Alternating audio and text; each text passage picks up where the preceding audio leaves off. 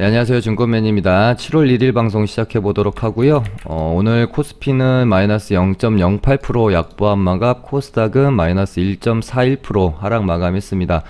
최근에 시장 흐름이 상당히 좀 어렵습니다. 워낙 많이 오른 고가권에서 일정한 방향성을 잡지 못하고 이제 박스권 흐름으로 볼 수 있기는 하나, 장중 흐름이 상당히 좀 지저분하고 시장의 질이 안 좋다라고 보시면 될 것 같아요. 어찌됐건 시장은 외국인 비롯해서 기관이라는 메이저 수급 주체들이 방향성을 가지고 이끌어 줄 때 수익 내기가 참 편한 시장이 되는데, 최근에 개인만 주구장창 매수하고 있고요. 그렇다고 미국장이랑 완전히 커플링 되는 모습도 아니에요. 최근에는 미장보다 좀 더 약한 모습을 보여주고 있고요. 미국 증시가 올라서 시가가 갭이 뜨면 갭 뜨는 대로 그냥 그대로 밀어버리죠. 외인 기관 그냥 갭 뜨면 그날은 무조건 시가부터 밀어버린다라고 보시면 될 정도로, 최근에는 시원하게 상승이 있었던 날이 없이 계속해서 음봉 마감을 하고 있기 때문에 더더욱 좀 어려운 것 같습니다. 거기다가 워낙 많이 올랐다라는 심리적으로 부담이 될 수밖에 없는 고가권에서 특히나 또 쌍봉의 형태를 보이면서 이 구간 안에서 이제 조정 흐름을 보이니까 좀 심리적으로 더 위축될 수밖에 없는 상황인 것 같아요. 그리고 불안함을 좀 느끼고 리스크 관리에 대한 대비를 해야 되는 구간도 분명히 맞다라고 보여집니다. 일단은 이렇게 보시면 여기가 중요한, 이 색깔이 조금 안 보일 수 있겠네요. 보라색으로.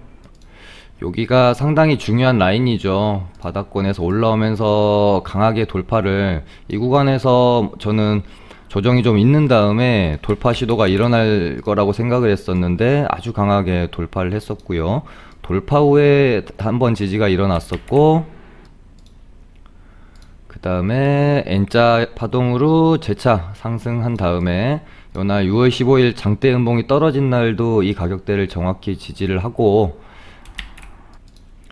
반등이 나와줬는데, 여기가 이제 우리가 상당히 중요하게 시장 흐름을 지켜봐야 할 구간이 되겠죠. 여기서 다시 재차 이렇게 하다가 돌파하는 모습이 나오면 다행이지만, 여기서 쌍봉의 형태로 만약에 맞고 밀리게 되면 상당히 좀 위험한 구간일 수 있거든요.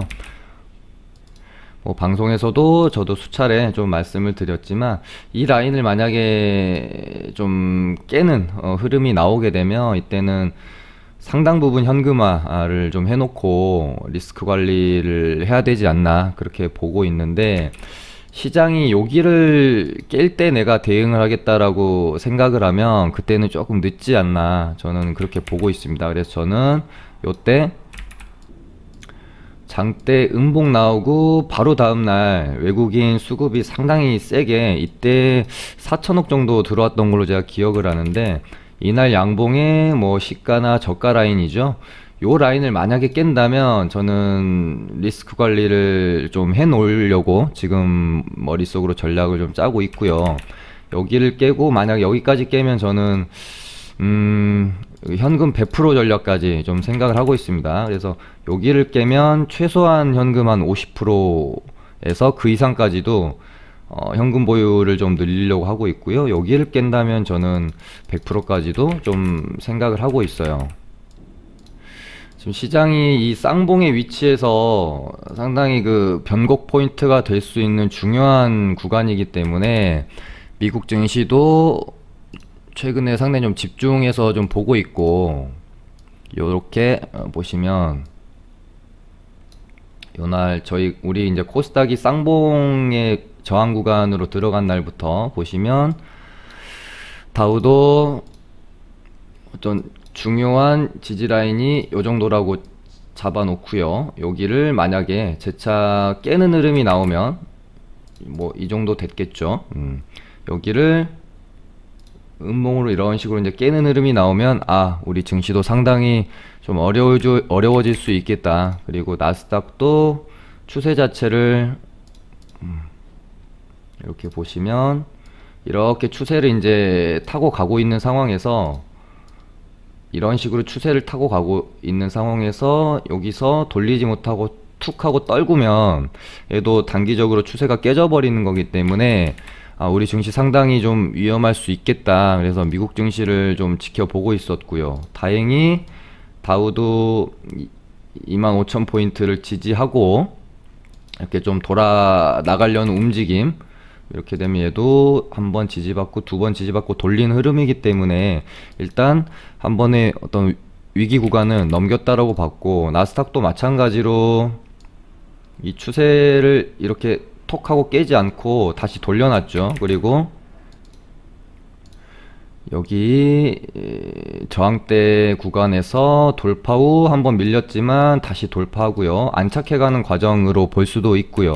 거기다가 이때 당시에 10,000포인트를 살짝 뚫었다가 밀렸고, 그 다음에 다시 재차 돌파했다가 밀렸지만 이번에 세 번째 10,000포인트를 안착하는 흐름이었기 때문에 다행이다, 미증시가 양호한 흐름으로 가는구나, 우리 증시도 여기서 크게 좀 밀리는 흐름 없이 이런 식으로 좀 더 견고하게 이 쌍봉을 극복해가는 흐름이 나올 수 있지 않을까, 그렇게 봤는데 상당히 좀 약한 모습으로 흘러가고 있고요. 오늘은 특히나 어제와 엊그제 강력하게 좀 지지 구간을 삼아줬던 730포인트 구간까지 이탈하면서 마감이 되었죠. 분봉으로 흐름을 좀 보시더라도 이렇게 제가 700 요 정도 라인이죠. 740포인트 정도, 45포인트 정도, 여기가 상당히 강력한 지지 라인이었습니다. 여기를 돌파를 하고 나서 한 번, 두 번 계속해서 이 구간대를 깨지 않고 지지를 하는 모습을 보이죠. 근데 우리가 돌파를 자꾸 이렇게 위를 자꾸 문을 두드리는 시도를 하게 되면 결국에는 돌파를 하는 것처럼 지지라인도 마찬가지입니다. 자꾸 지지라인을 강하게 이렇게 돌리지 못하고 건드리게 되면 하방 돌파를 할 가능성이 커지는 거죠. 그러다가 결국은 이날 제가 좀 중요하게 생각했던 지지라인이었는데 여기를 깨고 떨어지니까 그 다음부터서는 저항으로 바뀌게 되고 여기를 회복하지를 못하고 있는 상황입니다. 두 번 맞고 떨어지니까 오늘은 다시 이 저점까지 또 깨고 떨어지는 흐름이고요. 일단 지금 미장이 상승을 해도 우리 증시는 약한 흐름, 음봉이 형성되고 있는 상황이기 때문에 만약에 미장이 폭락을 하게 되면 그대로 우리 증시도 이런 식으로 상당히 지금 투심이 안 좋은 상황이기 때문에 이렇게 한번 툭 하고 떨구는 흐름까지도 좀 염려를 해두면서 지금 좀 긴장하면서 시장을 좀 바라봐야 되는 상당히 지금 중요한 우리가 어떤 그 변곡의 포인트에 와 있다라고 보여집니다. 저도 마찬가지지만 시청자분들도 좀 안일하게 매매를 하시기보다는 좀 철저하게 매매 전략을 짜 놓고 시장 안에서 대응을 해 가시는 게 좀 좋을 것 같습니다. 2차 폭락에 대한 우려감을 너무 과하게 갖는 것도 불필요하겠지만 그래도 어느 정도 리스크 관리에 대한 철저한 자기만의 대응 전략은 있어야 된다라고 생각하거든요. 혹시 만약에 여기서 흐름을 상방으로 회복을 하지 못하고 하락 흐름으로 이어지면서 좀 상상하기는 싫지만 큰 조정이 한 번 더 출현을 한다면 사실 시장은 여기서 힌트를 다 줬다라고 봐도 무방하죠. 시장은 힌트를 줬지만 우리가 애써 외면했다 라고 볼 수도 있을 만큼 지금 시장은 흐름이 그렇게 사실 좋진 않습니다. 지금 믿을 거는 미국장 밖에 없는 것 같고 또 믿을 거는 연준 밖에 없는 것 같아요. 아무튼 저는 요 라인을 상당히 중요한 대응 라인으로 잡고 좀 대응을 하려고 생각을 하고 있습니다. 그러면은 저희 리딩반 이번 주 좀 매매했던 거 살펴볼 텐데요. 시장이 좀 어려웠고 매매도 저도 조금 꼬이는 바람에 좋은 결과가 좀 없었던 것 같아요. 일단 첫 번째로 현대 엘리베이터라는 종목이고요. 뭐 대북주이기도 하지만은 무증 이슈로 이날 강한 좀 장대 양봉이 출현을 했고, 장대 양봉 출현 후에 이 지금 조정 구간에서 거래량은 지속적으로 감소를 하죠. 그러면서 어떤 박스권 흐름, 요 정도의 박스권 흐름을 두고 장중 흐름이 이런 식으로 이제 이어지고 있는데, 저희가 접근이 들어갔던 게 6월 3분봉으로 보면 6월 29일이고요. 26일날 저희가 매수가 들어갔었네요. 종가 베팅 개념으로 좀 샀었고, 요정도 가격대에 저희가 매수가 들어갔었다가 30일날 오전에 일단 정리를 좀 하고 나와버렸습니다. 이때 시장이 좀 많이 밀리는 상황이었거든요. 26일이니까 요날 눌림 구간에서 잘 잡았다고 생각을 했었는데, 29일날 시장을 보면 29일날 장이 좀 많이 안 좋았죠. 시가도 거의 1% 가까이 떨어지고 장중 마이너스 한 2%까지 밀리는 상황이었어요. 그래서 이렇게 되면은 쌍봉으로 맞고 떨어지는 그림에 대해서 좀 우려를 안 할 수가 없었기 때문에 일단은 현금 비중 확보차 끊어내고 좀 시장상을 보면서 다시 보자 라는 마음이었죠. 그래서 뭐 여기서 매수한 거를 좀 잘 파신 분들은 뭐 점심값 정도 벌어 쓰셨을 것 같고, 뭐 본절이라고 그냥 리딩반에서는 그렇게 이제 정리가 되어졌는데, 뭐 그 후로 조금 오름이 있긴 했었습니다. 아쉽긴 하지만 일단은 어떤 그 종목 때문에 대응했던 관점이라기보다는 시장 때문에 현금 비중 확보차 좀 요렇게 결론을 맺었던 뭐 매매라고 지금 보시면 될 것 같고요. 일단 흐름 자체는 이런 식으로 계속해서 추세는 뭐 살려가면서 가고 있다라고 일단은 보여져요. 그래서 오늘 뭐 대북주인 데아티아이랑 아난티도 흐름이 뭐 그렇게 나쁘지는 않아 보여서 뭐 얘도 충분히 차후 흐름에 대해서 긍정적으로 볼 수도 있겠다라고 뭐 지켜는 보고 있습니다. 그 다음에 제가 저번주 목요일인가요? 방송에서 게임주 좀 한번 봐보면 좋을 것 같다고 언급을 드리면서 썬데이 토주랑 뭐 웹젠 요렇게 좀 몇 개 보여드렸었죠. 뭐 미스터 블루랑. 그래서 제가 그때 방송했던 날이 이때인 것 같네요. 예, 저번주 한 수요일 정도.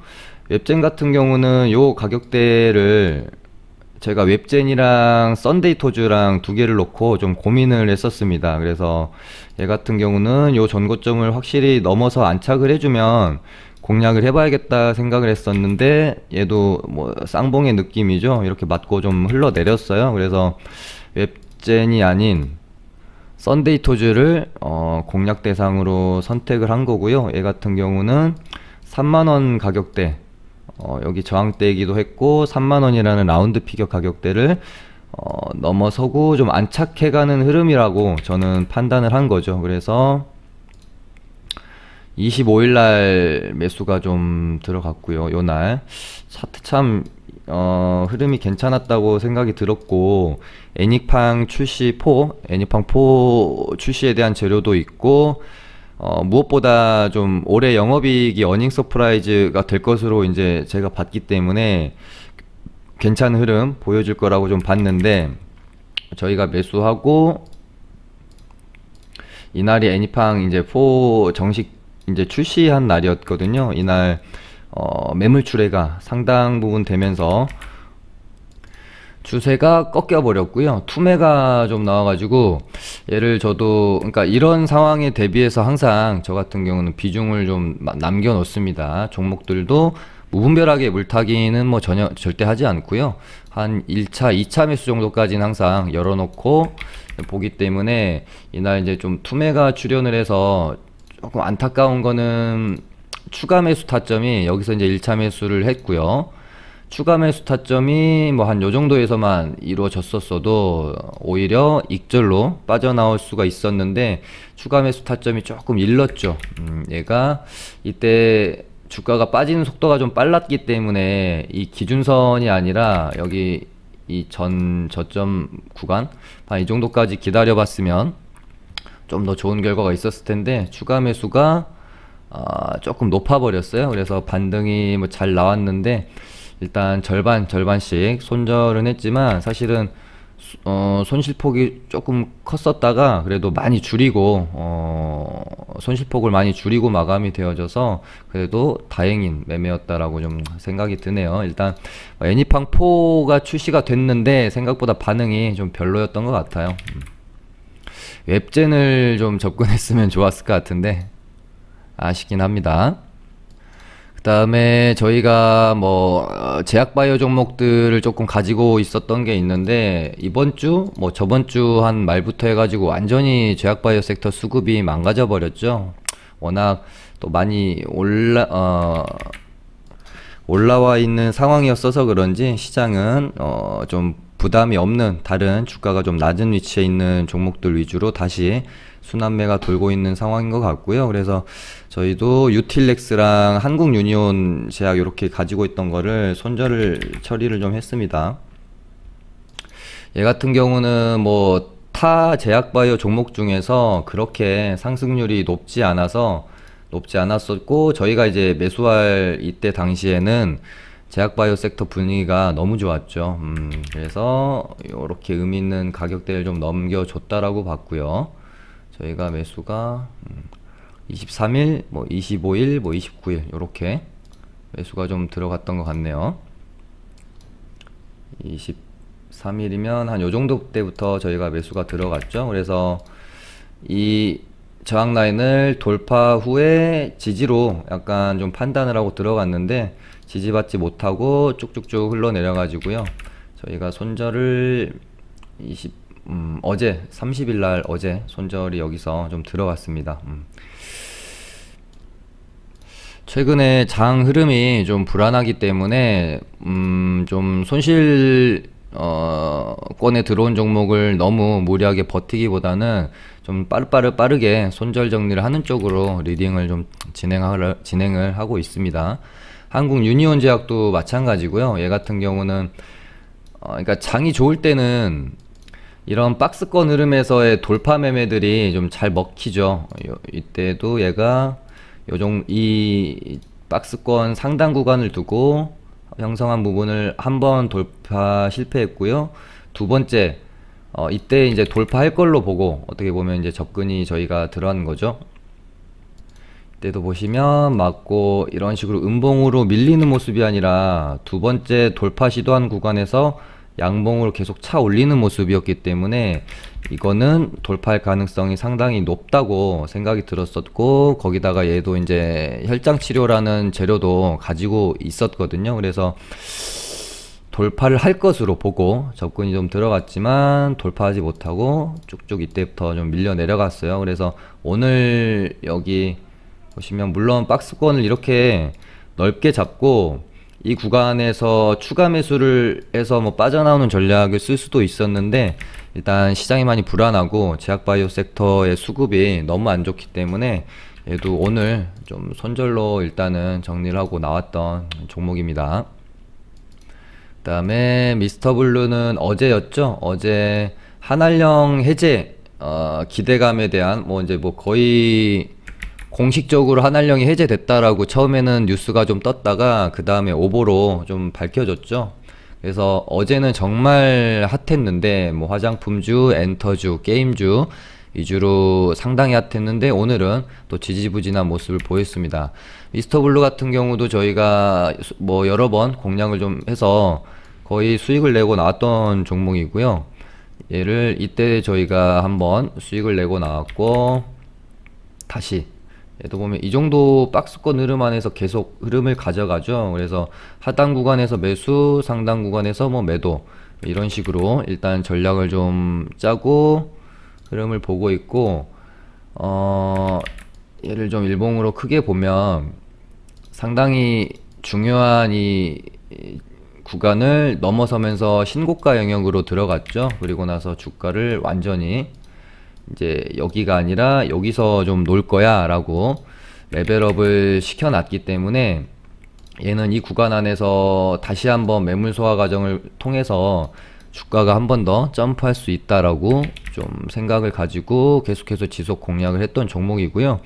어제 이 종목을 접근이 들어갔던 이유는 한알령 해제 이제 기대감으로 뭐 화장품주, 엔터주, 게임주 위주로 순환매가 좀 계속해서 빠르게 돌고 있는 상황이었기 때문에 미스터블루도 저희가 여기서 매수가 들어가서 매수하고 또 얼마 되지 않아서 좋은 수익을 잘 뭐 내고 나왔던 이렇게 익절로 마무리가 되었던 매매였습니다.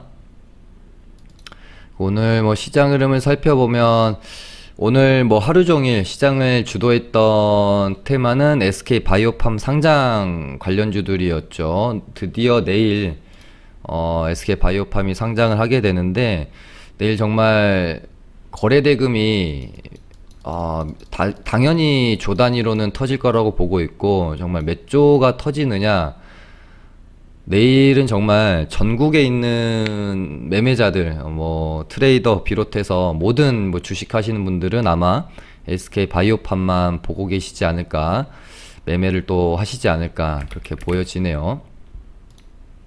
정말 내일 좀 오전에 오랜만에 두근두근 거리는 오전이 좀 될 것 같아요.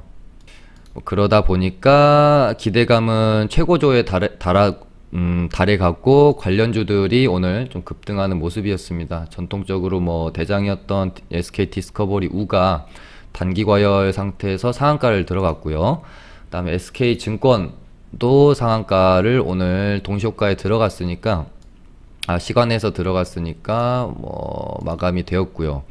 SK 디스커버리도 24% 마감했는데 지금 시간에서 상한가 안착하는 모습이고요. 거기다가 조금 관련주 중에는 약하다고 보여졌던 SK 바이오랜드까지 지금 시간에서 급등을 하고 있는 상황입니다. 이제 이 관련주들은 SK 바이오팜의 주가의 등락에 따라서 같이 움직이게 될 가능성이 크겠죠. 내일이 되면 이제 대장은 SK 바이오팜으로 바뀌게 되는 거고, 얘의 움직임에 따라서 관련주들이 따라서 움직임이 되지 않을까 그렇게 보고 있고요. 내일은 진짜 재밌을 것 같아요. 오전에.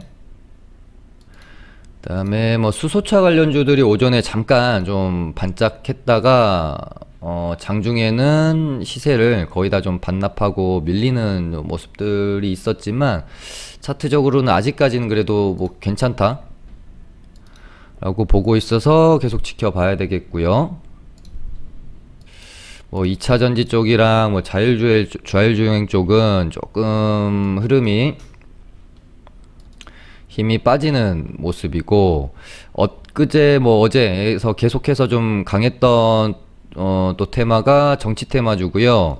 이낙연 원래는 이제 대장이었던 남선알미늄이 사실은 워낙 무겁기 때문에 시세를 쉽게 내기가 어렵습니다. 그러다 보니까 서원이랑 범양건영이 치고 나오는 상황이고요. 범양건영도 기본적으로 끼가 상당히 좋은 종목이라서 매매 관종으로 삼기에 부족함이 좀 없는 종목이라고 보여지고, 일단 이낙연 테마는 매매할 때 그래도 마음이 상당히 좀 편하죠. 왜냐면은 어떤 그 악재가 나올 게 없기 때문에 이낙연 테마 쪽은 매매할 때 마음이 상당히 좀 편하다. 그 다음에 윤석열 관련주들도 계속해서 강한 모습을 좀 보였습니다. 뭐 대권 주자 뭐 이제 선호도에서 한 10% 지지율이 뭐 10% 정도 나왔다는 소식이 있었고요. 다만 미래통합당의 김종인 비상대책위원장이 검찰총장이 무슨 뭐 대선이냐라고 하면서 조금 뭐 부정적으로 발언을 하면서 지금 당 밖에서도 꿈틀거리는 사람이 있다, 이런 식의 이제 발언을 하니까 홍정욱 관련주가 장중에 갑자기 또 움직이는 모습이 보였어요. KNN 오늘 뭐 한 17%가량 급등이 있었고요. 뭐 원희룡 뭐 이제 예전 제주지사랑 유승민 씨도 언급이 뭐 조금 있었다고 합니다. 그다음에 남선 알미늄만큼 개인들이 참 좋아하고 많이 가지고 있고 관심권에 있는 종목도 DPC죠. DPC랑 뭐 이제 BTS 테마, 빅히트 상장 테마를 우리가 이제 주목해야 되는 또 하나의 이유는 일단 SK 바이오팜 이제 바이오팜이 내일 이제 상장을 하고 어느 정도 또 시간이 지나면서 그 시장에서의 어떤 그 뜨거움이 사라지게 되면 지금 빅히트가 5월 28일 날 상장 예비심사 신청서를 이제 제출을 했기 때문에 규정상 45 영업일 이내에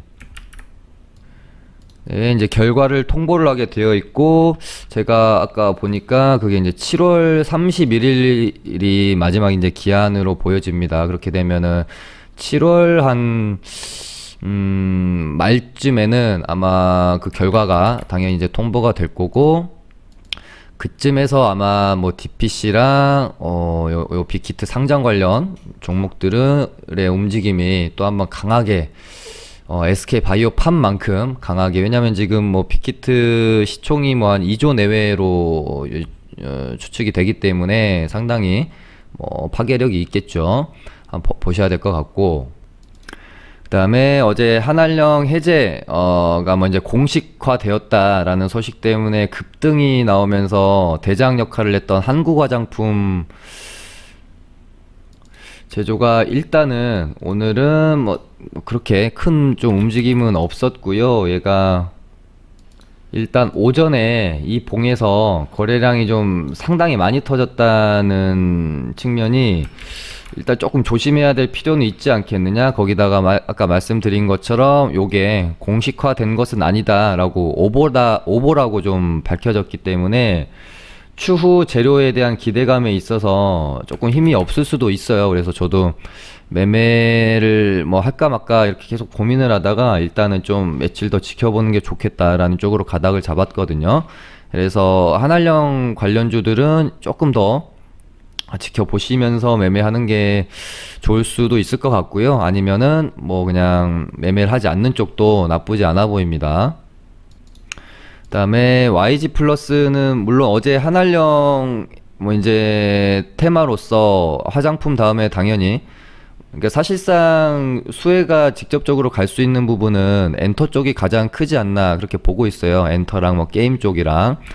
그래서 물론 그 기대감으로도 어저께 투상이 나왔지만 첫 번째 상한가 나왔던 게 이제 블랙핑크 컴백 기대감이었기 때문에 YG 플러스는 뭐 한알령 해제로 어제 올랐던 종목들이랑은 좀 다른 개념으로 충분히 조정이 나오면 매매해 볼만 하다라고 생각이 들고요. 얘 같은 경우는 이제 투상이 나왔기 때문에 조금 더 우리가 공략 대상으로 삼을 때 조정의 폭을 하나 정도 더 봐주는 게 안전한 타점이라고 생각이 들어요. 왜냐하면 최근에 뭐 시장 상황이 좋을 때는 조금 타점을 높여 잡을 수도 있겠지만 최근처럼 시장 질이 별로 안 좋을 때는 항상 보수적으로 한 타점 더 낮춰서 공략을 하는 게 안전한 매매가 좀 될 수가 있겠고요. 얘 같은 경우에는 급등 후에 아주 중간중간에 이렇다 할 큰 반등 없이 계속해서 이제 밀려 내리는 모습이죠. 이런 모습이기 때문에 조금 더 보수적으로 타점을 잡는 게 좋지 않을까 싶고, 아마 급등 후 처음으로 이틀 만에 5일선에 닿는 구간에서 기술적 반등이 조금 나올 수 있지 않겠느냐, 그렇게 일단 보고는 있습니다. 그 다음에 뭐 대전에서 첫 교내 감염이 좀 발생했다는 사실 좀 안타까운 소식인데요. 다시 한번 그 소식 때문에 온라인 교육 관련주가 움직이기 시작했고요. 사실 29일날 슈팅이 한번 있었고 쭉 눌렀다가 다시 한번 돌아나간 이런 모습은 그러니까 이날 거의 고가가 20% 가까운 상승이 있었다가 상승이 나왔던 구간 이전으로 거의 이제 원상복귀를 하면서 마감이 됐기 때문에 사실 이런 봉들은 단순히 그냥 뉴스에 의한 기술적 반등일 수도 있고요. 이런 역배열권에서 훌훌 털면서 이런 식으로 다시 한번 그림을 만들어가는 봉일 수도 있거든요. 근데 오늘은 이 윗꼬리를 거의 다 채우는 양봉이 출현했기 때문에 얘는 이렇게 되면 한 번 더 그림을 만들어 갈 수 있는 가능성이 높아졌다라고 좀 저도 보고 있습니다. 그래서 대장은 YBM 내시고 뭐 시간에서도 조금 오르네요. 지켜봐야 될 것 같아요.